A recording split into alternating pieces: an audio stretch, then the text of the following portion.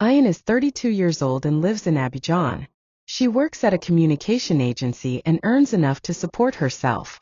She pays her rent on time, drives a simple but clean car, and can afford a few small pleasures, like eating out once a week. She's doing okay, but not like the others. Not like her friends, because when she scrolls through Instagram, she sees the girls she studied with. Same school, same start. But now they live in a different world. They pose in Dubai, in villas with private pools. They dine in rooftop restaurants where the bill hits €500 a head. They get Hermes bags as birthday gifts. Meanwhile, Eliane hesitates between taking a taxi or a shared ride to work when it rains. It's not exactly jealousy. It's more like disconnection. She just doesn't understand. How can she work 8 to 10 hours a day and still struggle with groceries, while they seem to float through life without limits? One night, she sees her old friend's stories. They're in a private villa in Grand-Bassam. Champagne, DJs, infinity pool. She wasn't even invited. So she messages the WhatsApp group. "Where are you? I would have liked to come." Silence. Then, one of them replies bluntly, "To come tonight, all you needed was the equivalent of your salary. So we didn't call you." Not out of meanness, just brutal honesty. Eliane stares at her screen. She doesn't reply. She even chuckles quietly, just to stop herself from crying. She gets up, walks to the bathroom, and looks at herself in the mirror. She's not ugly. She's actually beautiful. But tonight all she sees is what she lacks. The glow, the ease, the freedom. She doesn't want to be the decent girl anymore. She wants to shine. She wants people to look at her the way they look at them. She never wants to hear again that she's not enough. That night Eliane doesn't sleep. She thinks. She obsesses. And at sunrise she makes a decision. I'm going to change my life. No matter the cost. A few days pass after that infamous party. Eliane keeps up appearances at work. She smiles in meetings, hands in her reports on time. But inside she's broken. She no longer sees her friends the same way. And she no longer sees herself the same way in the mirror. One Saturday morning, she gathers her courage and messages Denise, an old university classmate who got rich overnight. Denise doesn't work, yet she owns a house with a pool, travels every month, and changes cars like she changes handbags. They meet at a quiet cafe. Eliane gets straight to the point. "Denise, tell me the truth. How do you make that kind of money?" Denise lowers her eyes, hesitates, takes a sip. "What I do, it's not from God." Eliane doesn't flinch. Then with a dry, almost cracked voice, "God doesn't want to help me. I just want money. A lot. And fast." Denise stays silent. She looks at her for a long moment, then pulls a small paper from her bag, writes a number on it, folds it carefully, and hands it to Eliane. "Call this spiritualist. He can help you. But think it through. Once you step in, there's no going back." Eliane takes the paper, puts it in her bag silently. She doesn't know if she'll call. That night, she sets the paper on her nightstand. And every night before sleeping, she stares at it. Days go by. She hesitates. Tells herself it's not reasonable. She even prays a little, with no real faith. But nothing changes. Her life remains the same, gray, rationed, small. Until one night, she sees her friends again on WhatsApp. They post videos from another private party in a villa in Cocody. One of them laughs and writes, "You don't even know what 5 cents champagne tastes like." Eliane reads the message 10 times. Her cheeks burn. She gets up, goes to her bedroom, grabs the paper and calls. The phone rings only once. "Hello, how can I help you?" says a calm, deep voice. Eliane swallows hard, hesitates, then says coldly, "I want money." The man isn't surprised. He asks no unnecessary questions. He doesn't ask why or how. He simply says, "I can give you 1 million per day." Eliane's eyes widen. 1 million every day? Yes. Starting tomorrow morning, you'll find the money in a safe at home. Every day. For 10 years. Her heart races. Feels unreal. And what do I have to do in return? Nothing. No sacrifice. No one will die. But in 10 years you'll pay the price. She frowns. What price? I can't tell you. It's invisible today, but inevitable tomorrow. It's not death. It's not blood. But it is a price. Eliane stays silent. 1 million is already a lot. But she thinks of all those girls on Instagram, all the humiliation, and suddenly she says, "No, I don't want 1 million. I want 10 million. Per day." Silence. Then a soft chuckle from the man. 10 million? Is that what you really want? Yes. You're brave. Is it possible? She insists. He doesn't respond right away. Then calmly, yes. Her breath quickens. She feels like she just crossed an invisible line.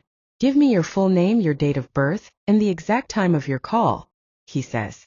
Eliane gives him everything without hesitation. And now, she asks, you don't have to do anything else.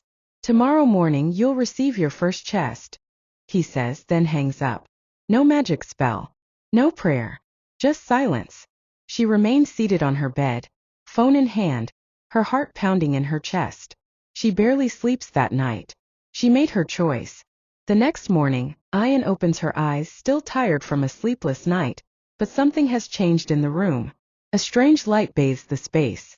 And there, right next to her bed, on a small marble table she doesn't even recognize, rests a golden chest engraved with symbols she doesn't understand.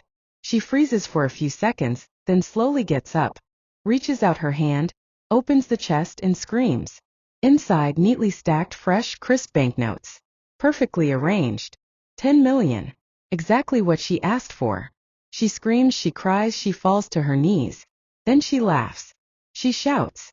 She jumps around, the money in her hands, dancing like a child. That day her life shifts. In less than 12 hours, she moves out of her modest apartment and into a luxurious villa in Cocody, complete with a pool, marble floors, and glass walls overlooking a garden maintained by her own private gardener.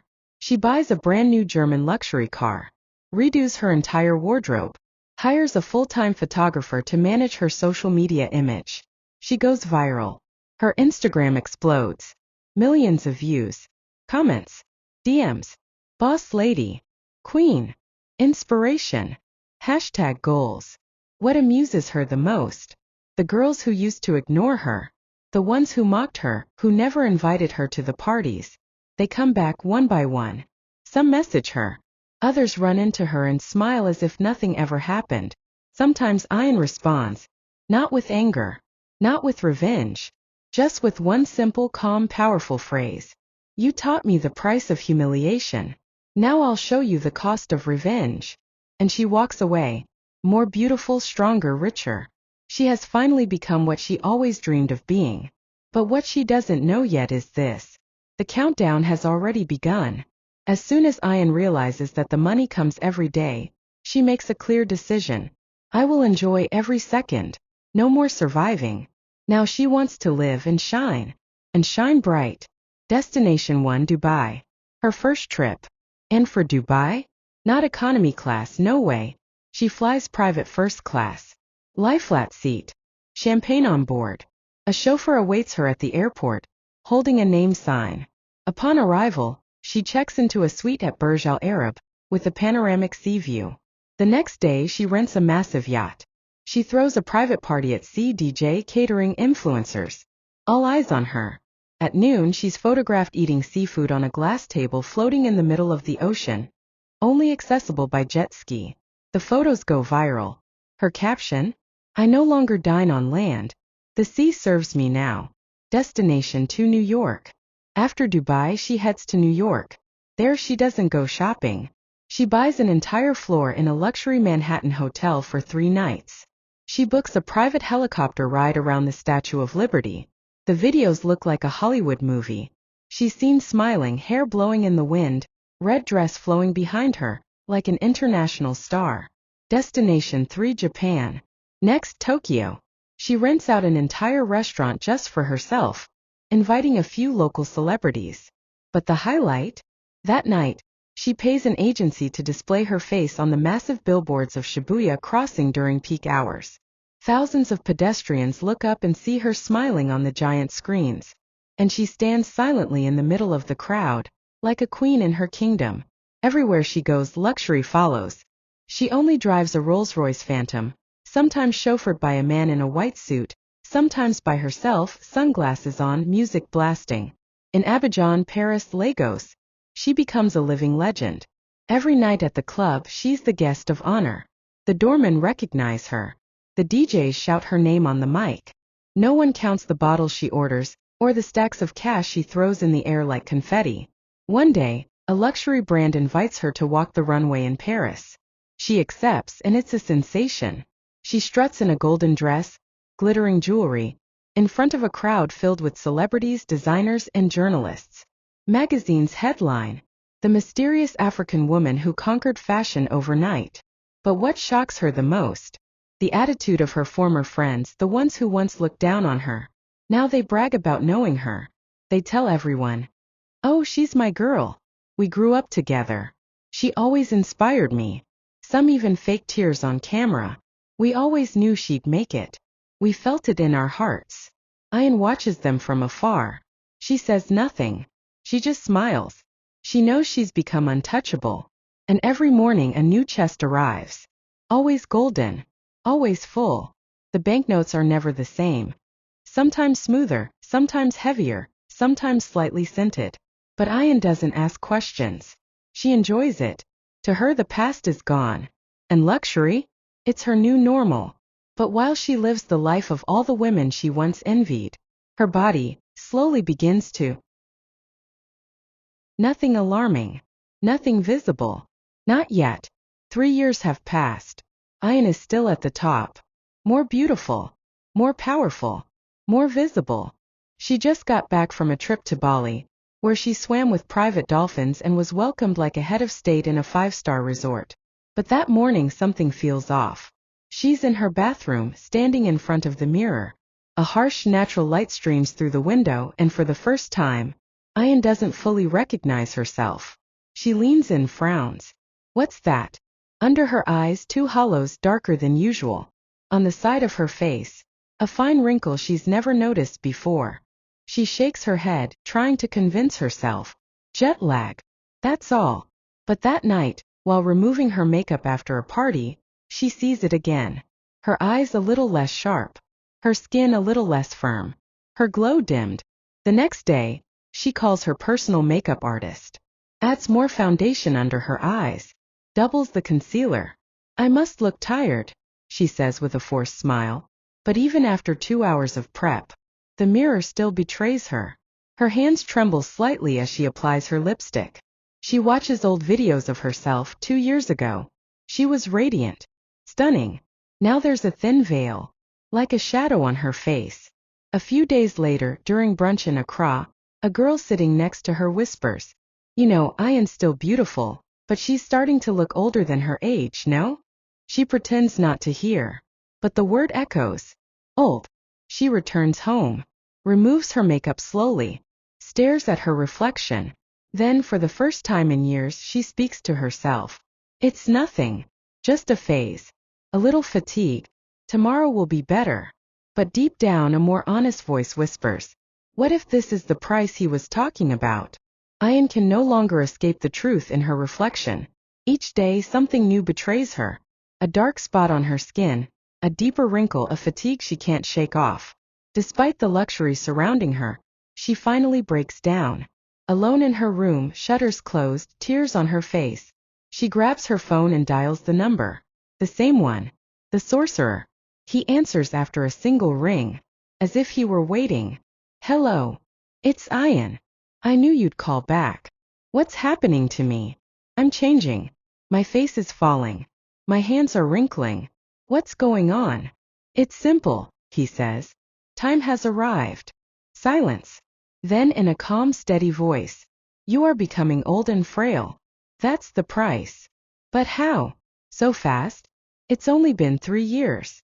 The sorcerer sighs, almost amused. "With 1 million a day, the pact lasts 20 years. But you wanted 10 million. You rushed your destiny. You took more than you were meant to. You compressed time. That's why in 3 years, your body has aged as if it lived 30. Eliane jumps to her feet. "Why didn't you tell me? Why didn't you explain the real consequences?" He answers coldly. "It's not my job to stop you from wanting more. You asked. I gave." She stands there, heart pounding, throat tight. "So what now? Am I just supposed to disappear? End up wrinkled and forgotten?" The sorcerer pauses. then says, "There's a way to fix it." Hope flickers in her voice. "Really? What do I have to do?" But her voice fades when she hears his reply. "You must start sacrificing people. The blood of others will slow your aging, can even make you young again. Every person you sacrifice will give you one more year of beauty." Ian says nothing, just silence. Then he adds, "The choice is yours. Youth through blood or decay in silence." That night Ian is alone, sitting on the rooftop terrace of one of her villas at the edge of Abidjan. The city sparkles beneath her. You can hear far away the music from the clubs, the sound of luxury cars, the laughter of those living what she once lived. She wears a black dress, her hair tied back, a glass of wine in her hand. She thinks about sacrifice, about the beauty she's lost, about her old friends who adore her, but know nothing. And she whispers, almost to herself, "What am I supposed to choose?" Her gaze gets lost in the night. No answer comes. But one thing is certain. Luxury didn't free her. It only gave her a new prison.